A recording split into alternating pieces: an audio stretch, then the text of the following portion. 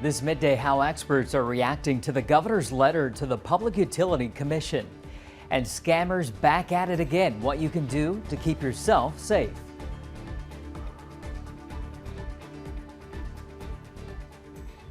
Today is the second day of the special session in Austin. The governor bringing lawmakers back to address bills that died in the regular session.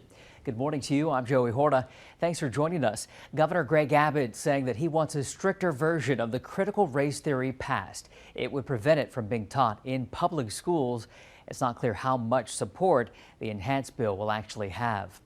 The bail bonds bill, meanwhile, hotly contested. It would give judges the ability to deny bail for those charged with violent crimes. The governor is in support of it. Lawmakers will also be discussing border security, abortion-inducing drugs, and additional payments for retired teachers and other budget issues as well. Next year, the race is on for governor. Several Republicans announcing their plans to unseat the current governor, but he's ready for a fight. The Abbott campaign says it has $55 million in its war chest, nearly $19 million of that raised in the last 10 days of June alone. More than $17 million comes from within the state. We're now getting reaction from Governor Abbott's letter to the Public Utility Commission.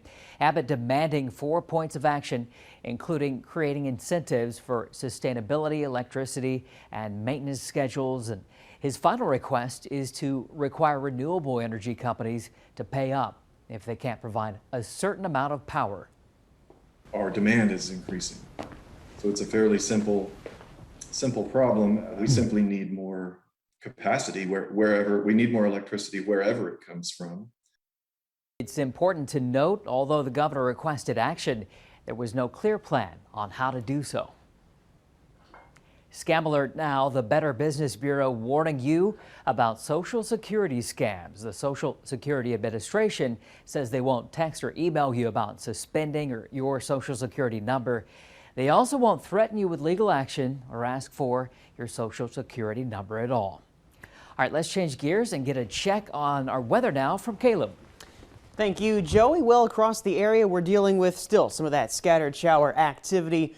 And this is going to be coming and going over the next few hours. Some downpours already noted. Not sure about the whole thunder and lightning scenario just yet. I don't think we've been turning that up for the most part. But again, we still have some rain to go. 82 degrees is all we're going to make in Bryan College Station because just how cool we're going to stay with the rain and cloud cover in place. Maybe even some 70s. I'm not sure if 70s would be highs today. That might be a little optimistic from the models, but low 80s for sure. We will be warming up in due time, though, over the next few days. Tonight's lows right around 74 for Bryan College Station, 72 in Navasota, 74 in Hearn, and Franklin. You'll have an overnight low of 72 degrees. So again, we are not done with the rain just yet. That's still going to be filtering through over the next few hours. It's not going to be raining nonstop. There will be times of cloudiness, and then the next moment another shower might pass overhead. That's just sort of the nature of how today's going to work. But by 6 p.m., most of the rain activity is going to be done. We certainly will be almost completely over with that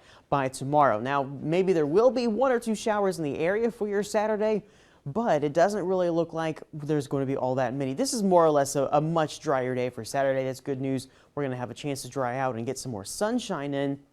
And as a result, our temperatures really are going to go up. So from 82 to 89 tomorrow. And that will, again, be a partly cloudy day. Fairly dry, 90 degrees on Sunday. We'll be watching Monday for a possible passing cold front. Could bring some rain to the region. Not sure if it's going to make it this far south, but if it does, maybe some showers and thunderstorms on that day. And outside of a very spotty shower on Tuesday, we really do have a dry stretch of weather all the way through next week, and temperatures are going to remain in the low 90s.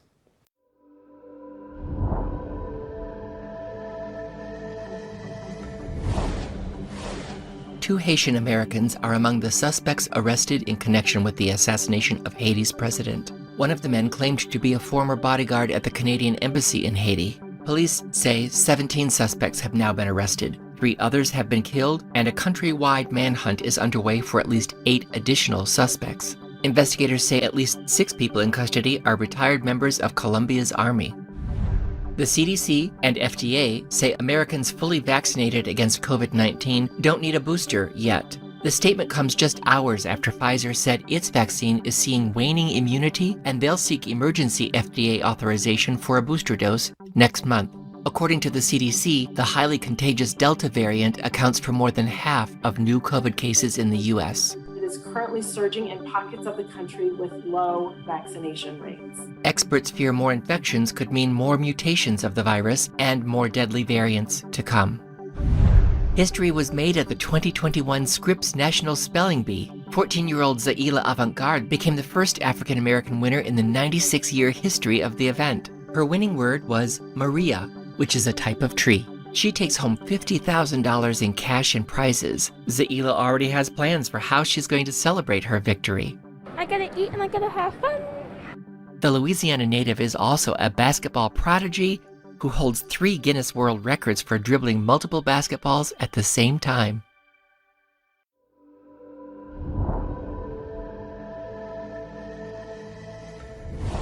Water, the source of life. With record droughts in many parts of the country, it's never been more valuable.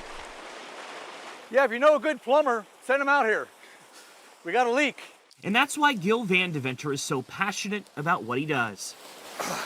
He's a hydrogeologist. He studies where water comes from and has been working with local water conservation districts around the country since the 1980s. He says, unfortunately, in West Texas, water is uncontrollably flowing from old irrigation wells, just like this. So it's flowing to the surface at 800 gallons a minute, maybe? No one is claiming responsibility here. No one, not even the government, is paying to plug them. All water in West Texas is precious. Water is spewing so rapidly, new lakes have actually been formed. Wildlife is migrating here from the Gulf Coast, which is 9 hours away. And this is gypsum. But Gil tells us this isn't just a story about wasting water. It's a story about how water, if not plugged or filtered properly, can actually cause more harm than good.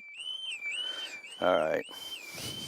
Jeez. Hear Gil's monitor alarm going off? That's because the water here is emitting gas considered to be unhealthy. If this water was properly filtered, you could drink it. That's not the case today. Your alarm just went off. Are we at risk for anything? Because of the wind out here, we're not at risk. It's okay. While we may be okay, the landscape isn't. And being exposed to sulfate gas over time has an impact. Vegetation's coming up so much. He drove us to this massive lake that's been created by a separate abandoned irrigation well. This lake has been in existence for over 20 years.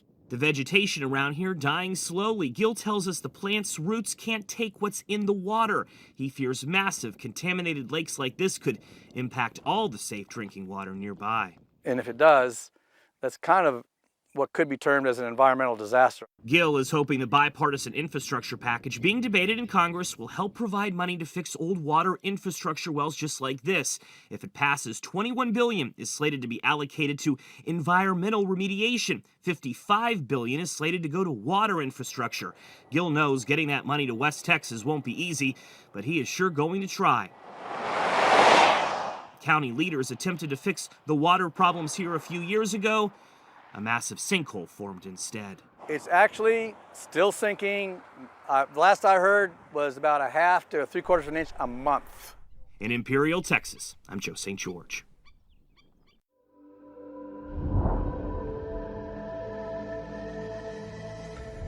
The trip to the emergency room is getting techier. 3, 4, 5. Okay. Right now, when a patient comes into the ER, it can go slow. They meet a triage nurse who enters them into the system, gets their vitals.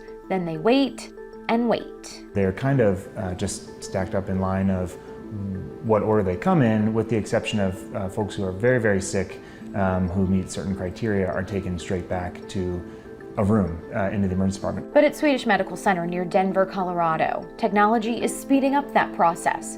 Enter virtual triage. They set up a demo to show us how it works. Now, when a patient comes into the emergency room, a doctor can join the check-in process on an iPad. Obviously, here is the camera with the patient, and we're exchanging a story here back and forth between the two of us, while at the same time on this computer, I have access to all of the patient's records. In the back, a doctor listens in, immediately evaluating and acting, sometimes ordering labs, tests, x-rays, sometimes pain meds.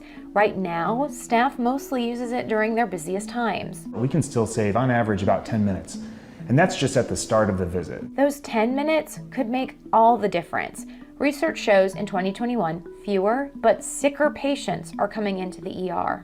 Virtual triage came at a time for Swedish, where they, like so many other hospitals across the country, were trying to keep up with the mass numbers of COVID patients coming in and trying to make the ER a little less scary for patients who were avoiding it. So many didn't want to come to the hospital because they didn't want to come in contact with the coronavirus. Well, it has been so successful that now HCA, their parent company, which owns more than 180 hospitals around the country, are also rolling it out in their ERs too. There is always a role for what we call the physical exam. We first met ER Doc Nick Sipsis 15 months ago. Then he showed us how doctors were leveraging a new secure conferencing technology called Zoom, which was just catching on to visit with patients. In some ways, I can't believe that 15 months have flown by, and in other ways, I can't believe it's only been 15 months. Since then, COVID's kicked in the telehealth acceptance door, he says, paving the way for changes like this. For those patients not ready to take the tech jump, they can still sign in the old-fashioned way. One thing isn't changing though. Virtual triage won't replace the doctors who decide what's wrong and how to treat the patient. I love seeing patients in person. I'm not trying to give that up. Lindsay Thies, Denver.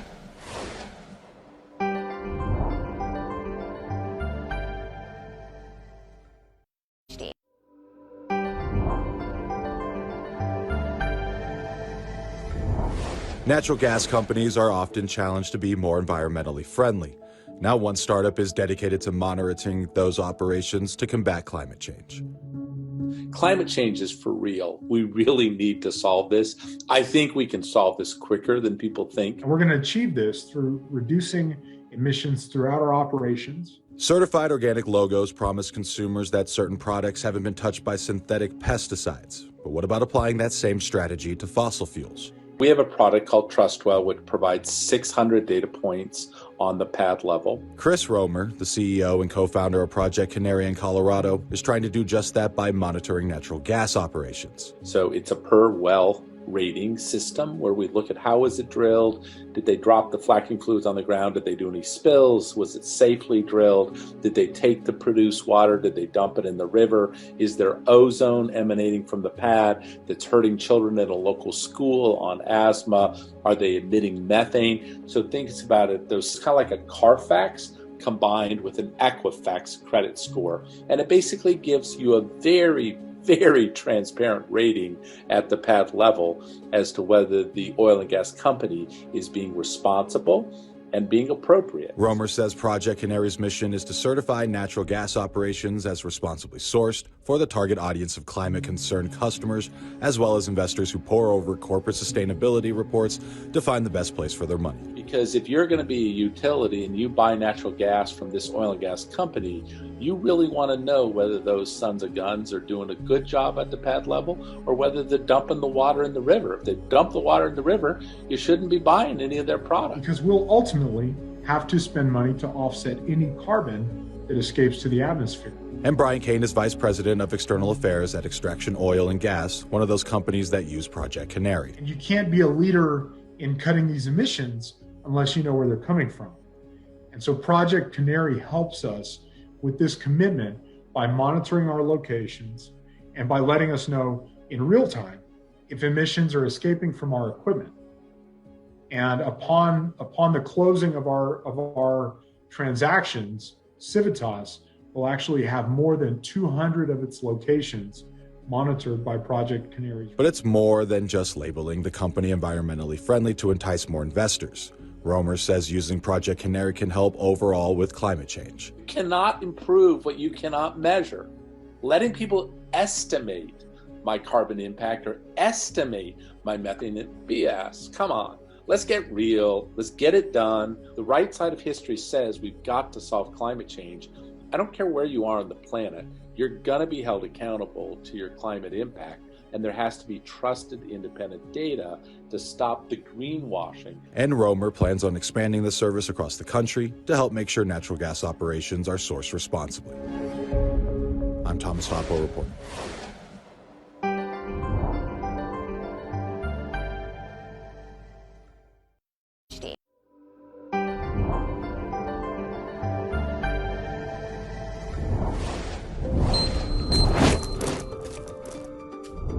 Good news for all you chocolate lovers out there. While it's not considered a health food per se, chocolate with a high cocoa content has been shown to have nutritional properties that may benefit your health. There's been a lot of studies that show the specific antioxidants in chocolate that have been very helpful with lowering blood pressure. Doctors say those specific antioxidants in chocolate may also increase dopamine and endorphins, creating a mood-boosting effect. However, health experts warn that calories can add up quickly with chocolate. Many doctors suggest no more than 1 ounce per day, which is about 30 grams and 200 calories. And the darker the chocolate, the better. Experts recommend 70% cocoa or higher. And many doctors advise steering clear of white chocolate and milk chocolate, which are high in sugar and fat and provide no health benefits. And the wet Friday is going to continue. It'll take about 6 o'clock or so before we really start to see the shower activity come to an end. Could have some downpours in there. 89 degrees tomorrow, much drier. It'll be sunnier and, of course, hotter. And we do make our way to 90 degrees on Sunday. Maybe some rain and thunderstorms coming through on Monday. But beyond that, we're looking at a much drier forecast. Tuesday through the rest of the week, partly cloudy, not much in the way of rain at all, and hot temperatures.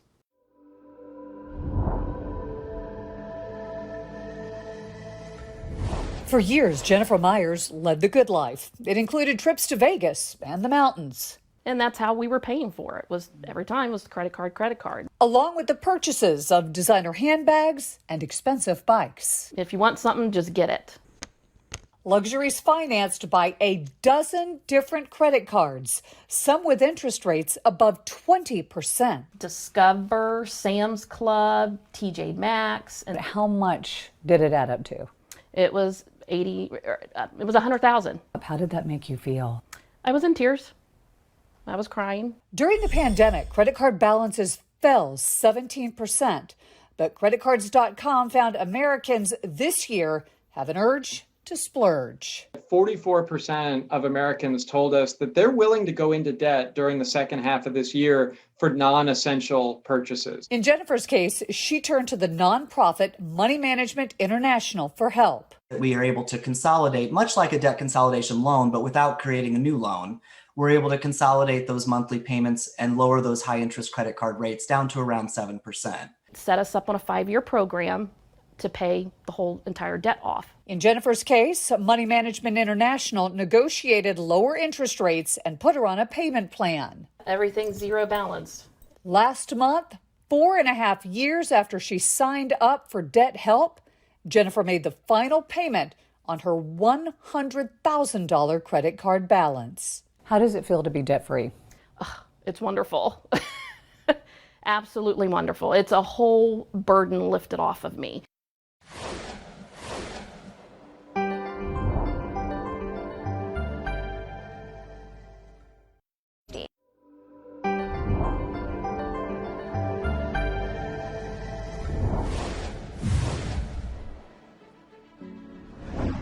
We love our heroes. A pair of pint-sized brothers in Ohio are making a big impact on their community.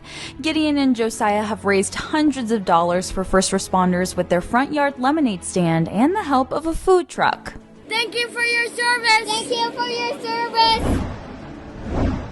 Even though Natalie is in high school, she isn't too old to enjoy coloring. Now the Michigan teen is working to make sure school supplies reflects every student. Equitable school supplies are school supplies that come in a variety of skin tones so that every student can feel reflected in their work. She found Crayola crayon packs called Colors of the World that have 24 different skin tones. She set a goal to have multiple packs in the 21 kindergarten and first grade classrooms. I think it's really important that students are able to reflect themselves in their work, and I also think that this will give students a sense of belonging at school that they may not have had before. This Denver teen could teach most of us a thing or two about philanthropy and even more about dreaming big. 3 years ago, she started Annabelle's annual Children's Hospital stand. She makes bracelets, sugar scrubs, and raffle baskets to benefit kids at her local children's hospital. To date, Annabelle has raised more than $18,000. This year, she wants to double that. I would have never thought when I started this up that it would become as big as it's become.